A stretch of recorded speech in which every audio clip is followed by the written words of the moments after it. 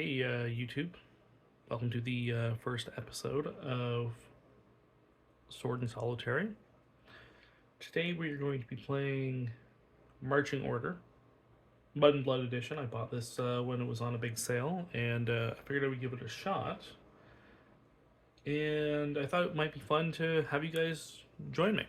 So I already went through and made our lovely party. Just make sure you guys can kind of see it properly here. Right? So our party starts with Beb, the sellsword, Grony Gron, the torchbearer, Fime, the thief, and Dingo, the archer.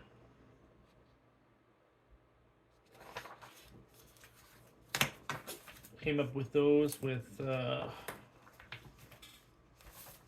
Mythic Emulator. I bought the PDF and kind of just printed off the quick reference tables for the names. That's how I came up with those lovely names. So I figured we would just go through with the Delver's Guide for Marching Order through each of the missions, see how it plays. I've never actually personally played this before, so I'm excited. I don't know what to expect. Don't know if I've built my characters well at all. And yeah, we're going to see how it goes. The first mission is the Decaying Manse.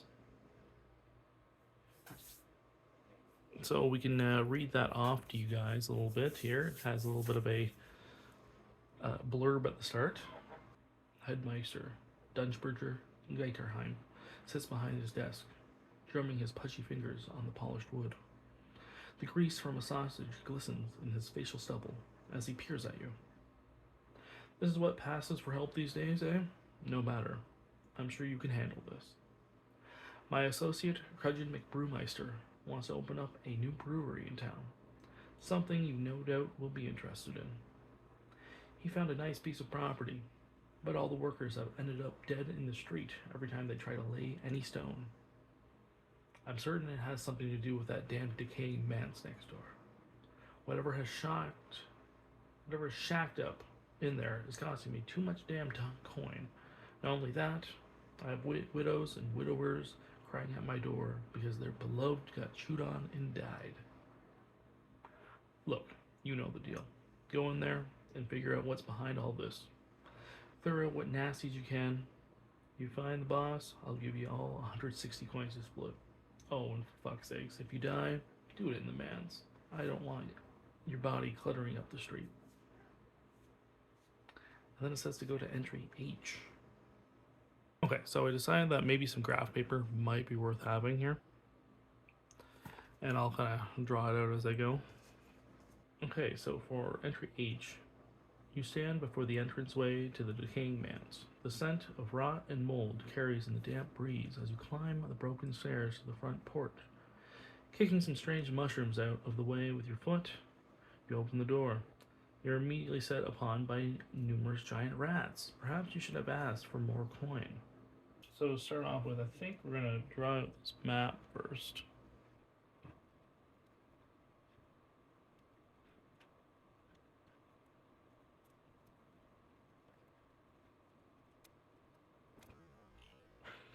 Okay, so I've got the little hallway drawn out. And I figured out a little bit of the placement for battling. So GR for Giant Rat. And then we have my characters. So kind of like, I guess, similar to Darkest Dungeon if you've ever played that. So we have the battle line. No one can pass that. And for the rogues, right is front. For enemies, left is front. And then the opposite is, of course, the back. So, how I have a front out, I have Beb, the sellsword, at the front. Behind him will be Groaning Gron, and behind that will be Fime, the thief, and Dingo, the archer. Groaning Gron is the torchbearer. And so right now what we have to do is decide who goes first. So either us or the enemy. So whoever rolls higher on a d6. All right, this is mine, and we'll use this one for the enemy.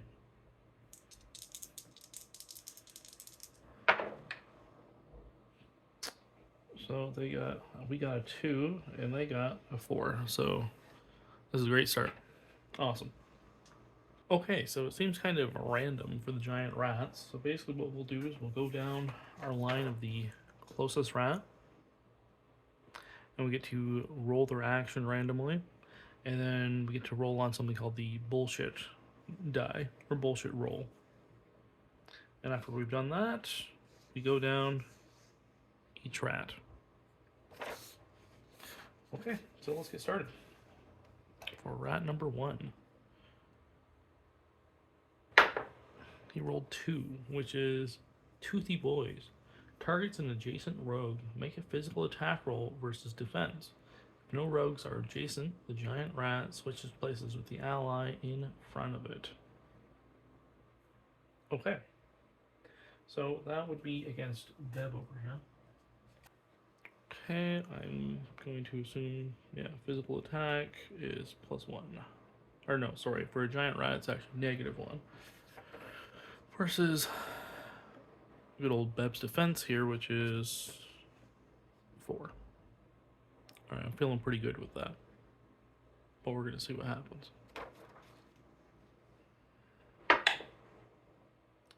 Doesn't hit. Okay, awesome. Alright, now the bullshit dice.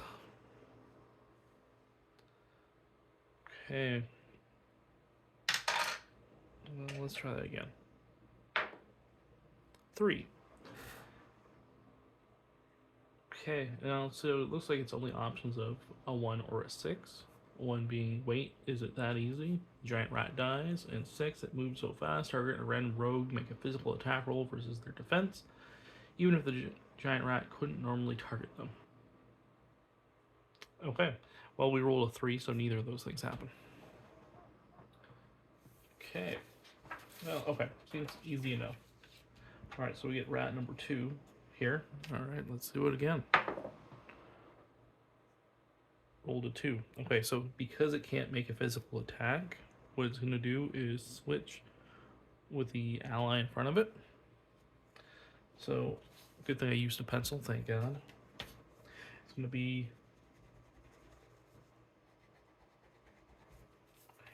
rat number 2 and rat number 1. Okay, let's do it again. Rat 3. Also 2. So we cannot switch with them. So very exciting turns. Very exciting right now.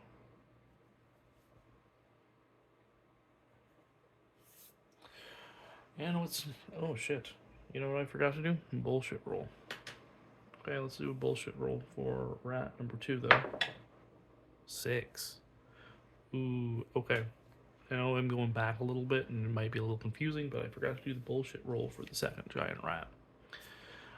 So target a random rogue. Make a physical attack roll versus their defense, even if the giant rat couldn't normally attack them.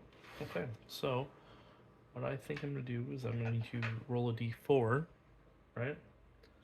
And 1, 2, 3, 4. Dingo, Fime, Gron, and Peb. So let's see who he attacks. 2. He attacks Fime. He makes an attack roll of -1. Well, a physical attack roll. -1. Ooh, 5. Something tell me old Fime gets hurt, but let's find out. Yeah, he does.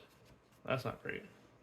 I'll reconfirm in the rules to see if this is the case, but I think that how that would work is that anything over would end up causing, like, considered damage. So because it was a roll of 5, Fime's defense is 2, he would take 3 damage. Makes sense to me. With 7 health, that would put him at 4 hit points. Yeah, poor old Fime didn't like that. I can't really blame him though. I wouldn't like to be nibbled on by a giant rat. Okay, we did that. Now we're gonna do the bullshit roll for 3. We're at giant rat 3 just to make sure we're all caught up properly and nothing happens. All right. So we have giant rat 4, 6. Skitter scatter. The giant rat switches positions with a random ally. Okay.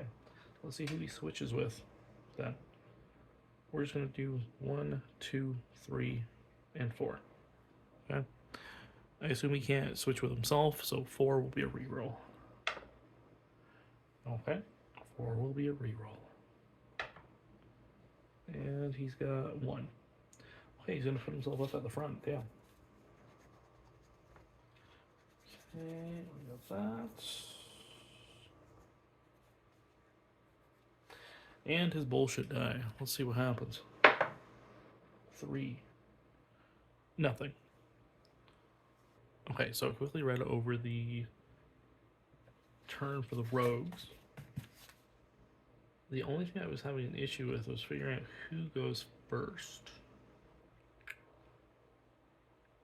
I assume it's going to be similar to the rats in the sense of like whoever's closest to the front. If it's not and I keep reading, I will definitely correct it. So my assumption is Bev gets to go first. And what I think I'm going to get him to do is to attack, hack and slash, which is a basic attack. Target a creature 2 spaces away, make a physical attack roll versus their defense. Okay, he's going to attack probably the rat number 4 here. Okay, he has a physical +1 versus the rat's defensive 1.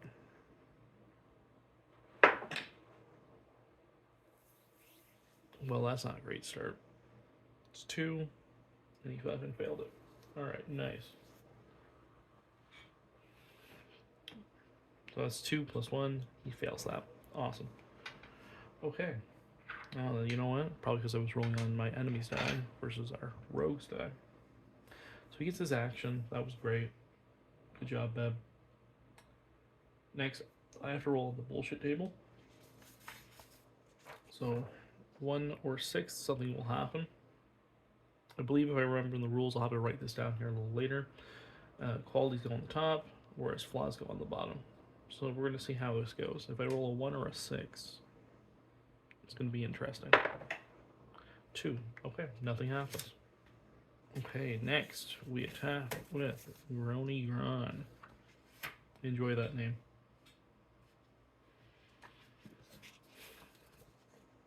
Grony Gron is going to...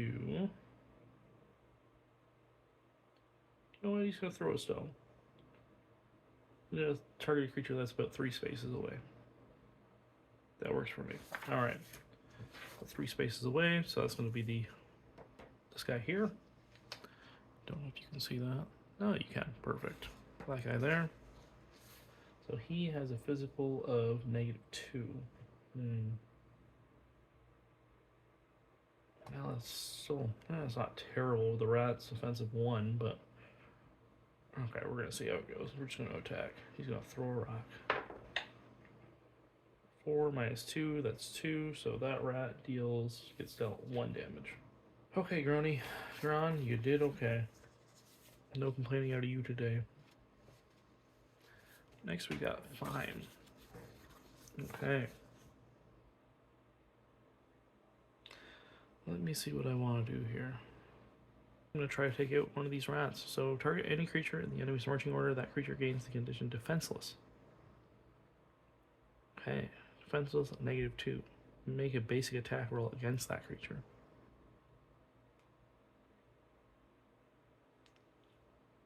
Okay, so it has the condition of defenseless for -2 for 2 turns. And then it gets to, I get to make a basic attack again, roll against it. Ooh, I'm going to target that same rat, I think. Yeah, why wouldn't I do that? So, defenseless plus -2 for 2 turns.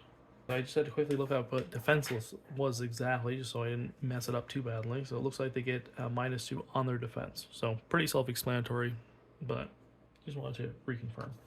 So a rat with a 1 defense is currently has a -1. And old Fime over here gets to make his attack. So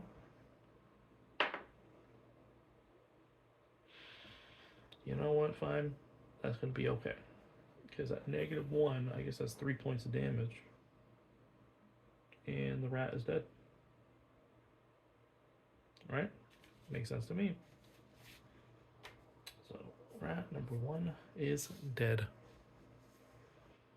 Now I just gotta see what happens with the bodies here. Death. Okay, so I'm going to assume I didn't see anything from my quick look. Maybe I'm wrong, maybe you guys can correct me in comments, but I'm going to assume that rat number 1 disappears. But I will look over the rules again, and if I see something, I guess I will have to correct it afterwards. But regardless, Fime over here gets his revenge on some rats. Managed to kill one. Good job. Next up, Dingo. I kind of like Rain of Arrows. You know what? Screw it. Let's give Rain of Arrows a shot. Make an attack roll versus every enemy figure. Each successful hit suffers half damage. So with their defense of 1, okay, and he has a +1. Okay, fine. Not fine. Dingo. Forgot your name for a second there, apparently. Which is a 4. No, sorry, which is 6. Which hits all the rats. So if I'm judging this correctly, 6, which is 5 damage.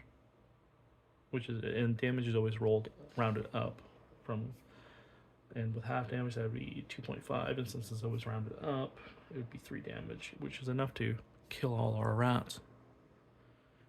Damn. Okay. All our rats have been defeated. I wonder if we get anything, like, loot-wise for these guys. Okay, you know what? I'm going to assume that there's probably no loot for this, because they are just literally rats. But a good job, party. You guys kicked some ass. Fine, took a little damage, but otherwise, I think they did okay. So, I know we didn't get a lot done this first episode, but this was kind of just me trying to figure out stuff. You know, trying to figure out rules, how everything works. And I think it'll go by a lot smoother the more I end up playing this game. So, we survived our first encounter, and we're just going to basically start going through these rooms, so we'll have to decide which one we want to do first. But yeah, thank you so much for watching. If you like it, like, comment. If you want to see me play more of this, subscribe. Let me know. If you think there's anything I can improve on as well, let me know. All right, thanks guys. Bye.